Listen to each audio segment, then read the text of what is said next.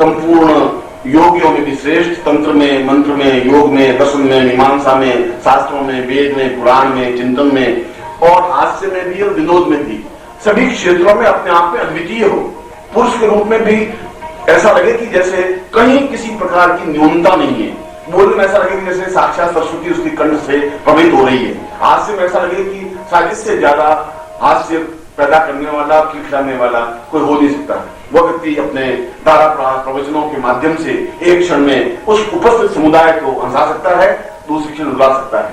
वो अपने शब्दों के माध्यम से नृत्य करवा सकता है। यह व्यक्तित्व करोड़ों करोड़ों व्यक्तियों में किसी एक में ही होता है और ऐसा व्यक्ति ही और ऐसे व्यक्ति से ही ये पहचान हो सकती है कि यह व्यक्ति सिद्धाश्रम में गया हुआ है। और यदि ऐसा जीवन में गुरु मिल जाए, वह चाहे साधारण वस्त्र में हो, वह चाहे लंगोटी पहने हुए हो, वह चाहे गृहस्थ में हो, तो इससे बड़ा सौभाग्य जीवन का कुछ हो ही नहीं सकता। इसीलिए जीवन का सारा खोज जो योगी हैं, यति हैं, सन्यासी हैं, जो साधनाएं कर रहे हैं, जो 25-25 वर्षों से साधनाएं 50 वर्षों से कर रहे हैं, उनकी सारी आकांक्षा कैसा गुरु मिले एक, और फिर गुरु हमें स्वीकार करे, ये दोनों स्थितियां हों और फिर सुगंध से आप्लावित होकर के उनके चरणों को छूने से, उनके शरीर को स्पर्श करने से और अपने ज्ञान के माध्यम से उनके शरीर को अपने शरीर में समाहित कर देने से वह खुद सुगंधमय बन जाता है। उसका चेहरा, उसका व्यक्तित्व, उसकी पर्सनालिटी खुद ही कुंदन के समान दमकने लग जाती है। इसीलिए कहा गया कि ऐसा व्यक्ति पारस के समान होता है जो लोहे को भी स्पर्श करता है, कुंदन के समान चमकीला बना देता है।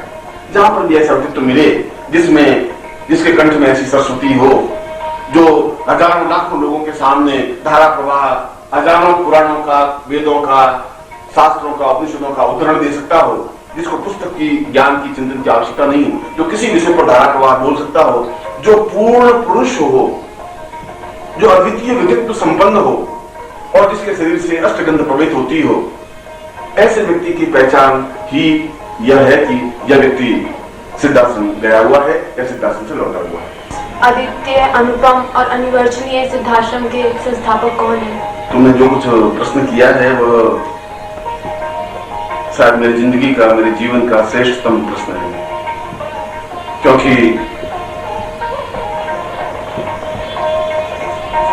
जो सिद्धाश्रम के संस्थापक हैं और जिनको देवता लोग भी पूजते हैं, अप्सराएं जिनके सामने नृत्य करके अपने आप को धन्य अनुभव करती हैं, कृष्ण भी जिनके सामने नतमस्तक हैं, ऐसे ही हजारों वर्षों की आयु प्राप्त परमहंस स्वामी सच्चिदानंद जी इस सिद्धाश्रम के संस्थापक और संचालक हैं और वे मेरे अत्यंत आदरणीय और श्रेष्ठतम गुरु हैं। मैंने उनसे दीक्षा प्राप्त की है और मैं सोचता हूं कि मेरे संपूर्ण जीवन का यह सौभाग्य है कि वे गुरु रूप में मुझे प्राप्त हो सके हैं, क्योंकि उन्होंने अपने पूरे जीवन में केवल 3 शिष्य ही बनाए पिछले 25,000 वर्षों में, और उनमें एक मेरा चयन होना भी अपने आप में मैं तो अपने जीवन की पूर्णता और श्रेष्ठता मानता ही करता हूं, तो स्वतः मेरे हृदय से भाव प्रसून व्यक्त होते हैं। गुरुमेव नित्यं प्रणम्यं वदेवं हृदयं वदामि चिन्त्यं विचिन्त्यम् आतुर्यमाणं गुरुदेव नित्यं प्रणम्यं प्रणम्यं प्रणम्यं प्रणम्यं। मेरे हृदय में स्थापित हैं जिन्होंने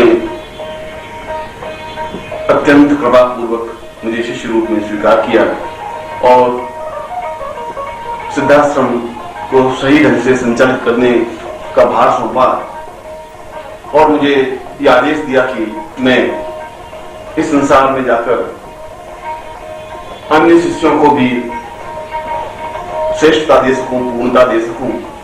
यह उनकी महती कृपा है और मैं हर क्षण उनको अपने हृदय में स्थापित करता हूं, मैं पूर्ण रूप से उनके हृदय में स्थापित हूं। ऐसे गुरुदेव जो कि सिद्धाश्रम के संचालक हैं, जिनको समस्त योगीजन, जिनको वेद पुराण उपनिषद स्वामी सच्चिदानंद जी के नाम से पुकारते हैं, वे अपने आप में ही हजारों वर्षों की आयु प्राप्त तपस्वी, तेजस्वी, अनिवर्चनीय गुरुदेव हैं, जिनके दर्शन मात्र से ही सारा शरीर और रोम रोम पुलकित, प्रफुल्लित, रोमांचित और आह्लादित हो जाता है। मैं ऐसे गुरुदेव को पूर्ण हृदय से, श्रद्धा से प्रणाम करता हूं। अभी भी परम पूज्य स्वामी सच्चिदानंद जी हजारों वर्ष से जीवित हैं और उन्होंने इतनी लंबी अवधि में सिर्फ 3 ही शिष्य क्यों बनाए? इस पर आप प्रकाश डालें। प्रश्न ऐसा है कि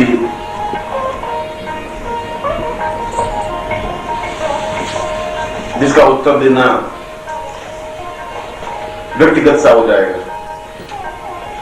3 शिष्य इसलिए बनाए, हो सकता था कि वो 100 शिष्य बना देते, हो सकता है कि 5,000 शिष्य बना देते, मगर पिछले 50,000 वर्षों में, और 50,000 वर्ष तो एक बहुत लंबी अवधि है, उसमें भी अगर उन्होंने 3 शिष्यों का ही चयन किया तो उनकी कसौटी और शिष्यता को परखने की कसौटी अपने आप में अत्यंत कड़ी है।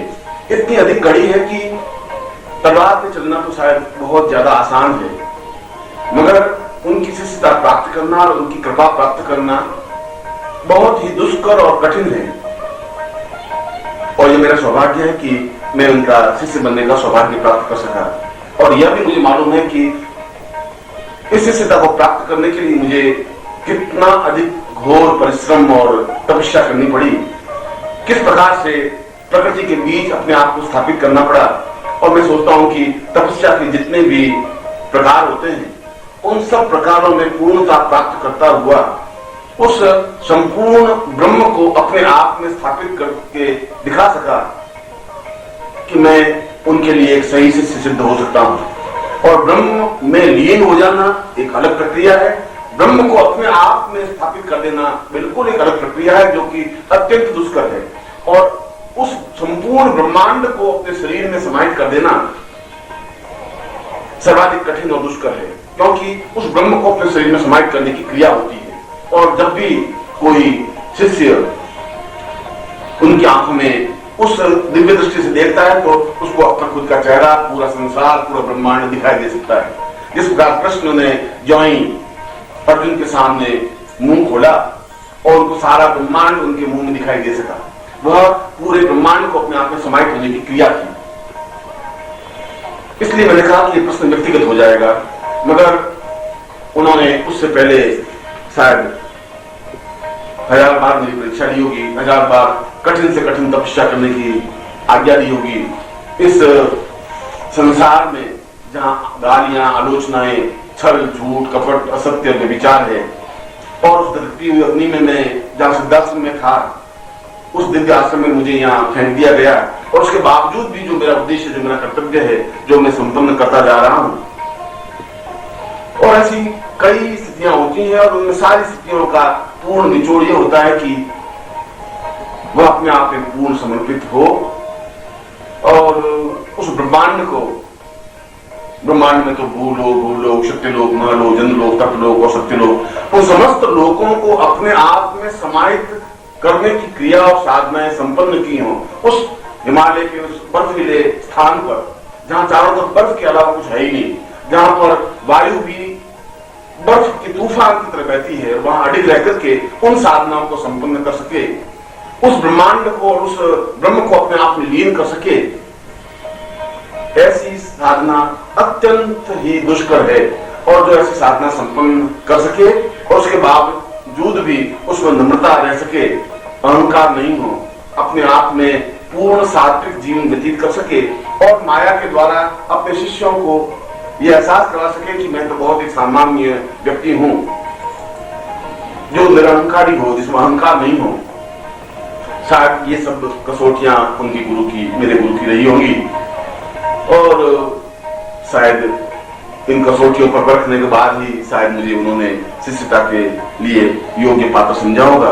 मगर मैं तो इसको अपने जीवन का सौभाग्य समझता ही हूँ कि जिनको प्राप्त करने के लिए द्रोणाचार्य और भीष्म और कृपाचार्य और उच्च कोटि के सन्यासी और योगी भी जिनको प्राप्त करने के लिए, जिनके पास बैठने के लिए तरसते हैं, उन्होंने मुझे शिष्य रूप में स्वीकार किया और दीक्षा दी। इससे बड़ा सौभाग्य कुछ हो नहीं सकता। यह तो वे ही जाने कि उन्होंने मेरा ही चयन क्यों किया, और यह वे ही जाने कि उन्होंने 3 शिष्य क्यों बनाए। मगर ये मुझे बहुत अच्छी तरह से मालूम है कि वे बहुत कठिन और कठोर परीक्षाएं देते हैं, और उच्च से उच्च कोटि का योगी भी उनकी कसौटी पर खरा उतरता नहीं है। और ये मेरा सौभाग्य रहा होगा, पूजन के पुण्य संस्कार रहे होंगे कि मैं उनके प्राणों का एक अंश बन सका, उनके जीवन की धड़कन बन सका, एक चेतना बन सका। उन्होंने उनकी दीक्षा प्रदान की।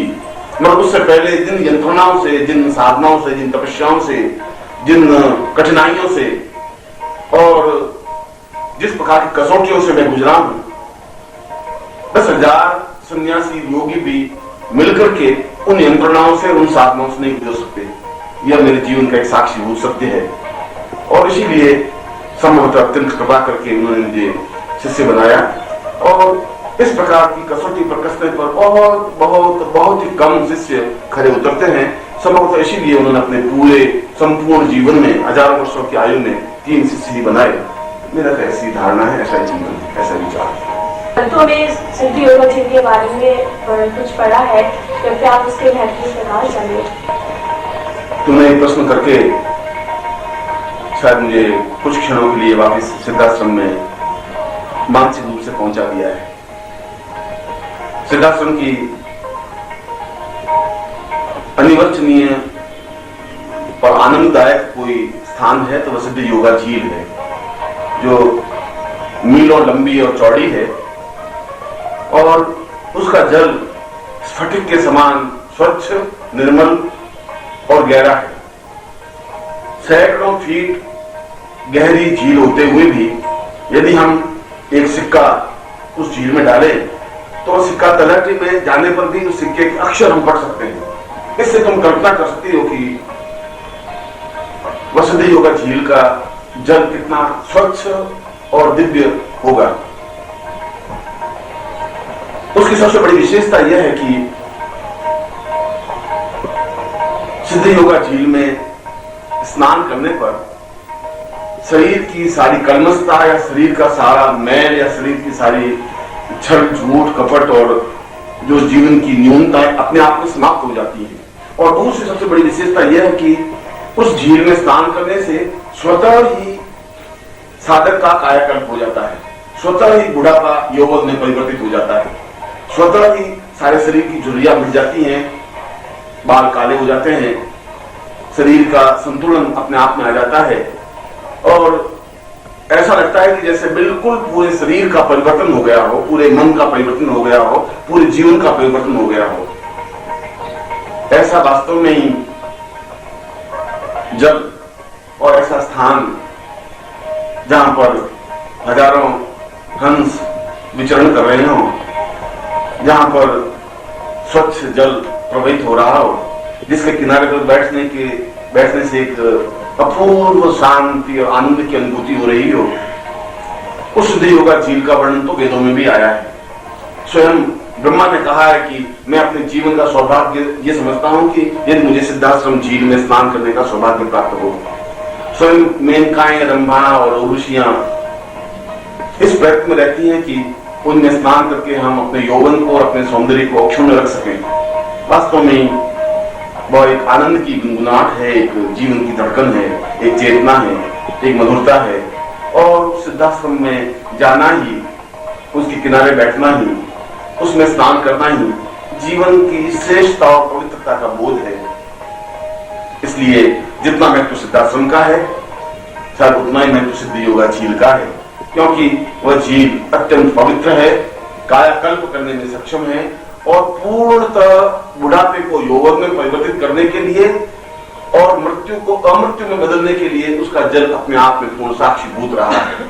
इसीलिए सिद्धाश्रम झील या सिद्ध योगा झील का वर्णन वेदों में भी, उपनिषदों में भी, पुराणों में भी, देवताओं के मुंह से भी, ऋषियों के मुंह से भी बार बार उच्चारित रहा है कि मैं अपने जीवन में साधना उस क्षेत्र में पहुंचूं कि मैं सिद्धाश्रम जा सकूं, सिद्ध योगा झील में अवगाहन कर सकूं, उसके किनारे बैठ सकूं, वहां के सुंदर हंसों की किलोल देख सकूं, उसके किनारे नृत्य करती हुई साधिकाओं को अपनी आंखों से अनुभव कर सकूं और उन योगियों को समाधिस्थ होते हुए साधना करते हुए देख सकूं, ऐसी आकांक्षा, ऐसी इच्छा तो प्रत्येक साधक, योगी और सन्यासी की रही है। इसलिए सिद्ध योगा जीवन तो अपने आप में एक अद्वितीय सुख है, एक आनंद है, एक पूर्णता है और एक तृप्ति है। के बारे में हम लोगों को और कुछ जानने की जिज्ञासा है। विजय लक्ष्मी ने बड़ा ही जिज्ञासापूर्ण प्रश्न किया है। अगर हम उसको और पूरे सिद्धाश्रम को शब्दों में बांध सके ये तो अत्यंत कठिन है, क्योंकि करोड़ों गुना आनंद को और करोड़ों गुना माधुर्य को कुछ शब्दों में नहीं बांध सकते। वह तो वहां पर प्रत्यक्ष देखने पर ही उसके आनंद की पूर्णता और तृप्ति अनुभव हो सकती है। मगर जब तुमने जिज्ञासा करी ली है तो वहां पर कुछ विशेषताएं हैं। एक तो चारों तरफ एक अद्वितीय शांति और आनंद की फुहार से एहसास होती रहती है, महसूस होती रहती है। दूसरा सिद्धाश्रम की यह विशेषता है कि 24 घंटे वहां दूधिया प्रकाश सा बना रहता है। न सूर्य की प्रखरता होती है, न रात्रि के अंधकार की छाया होती है। 24 घंटे एक ऐसा प्रकाश, दूधिया प्रकाश, जो अत्यंत शीतल, मधुर और आनंददायक हो, ऐसा प्रकाश बिखरा हुआ रहता है। तीसरा, उस सिद्धाश्रम की यह विशेषता है कि वहां अगर मैं कहूं कि लाखों तरह के पुष्प और कमल विकसित हैं, जो भारतवर्ष में कहीं पर विकसित नहीं है।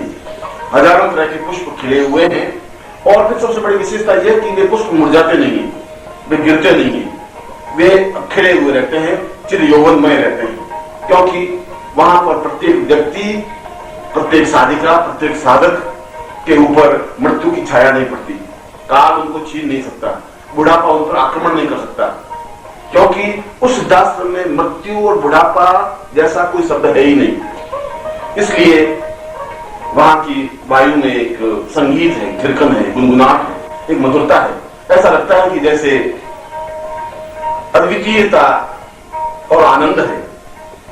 वहां जाते ही एकदम से स्वतः समाधि लगाने की प्रक्रिया बन जाती है और ऐसा स्थान, ऐसा स्थिति बन जाती है कि हम पूर्णतः अपने आप में डूब गए हों। उस संगीत के माध्यम से जो निरंतर वहां देव संगीत गुंजित धीरे धीरे हो रहा है, उसको सुनकर के मन को एक अपूर्व और अद्वितीय तृप्ति से अनुभव होती है। कहीं पर यज्ञशालाएं हैं और उच्च कोटि के योगी यज्ञ कर रहे हैं,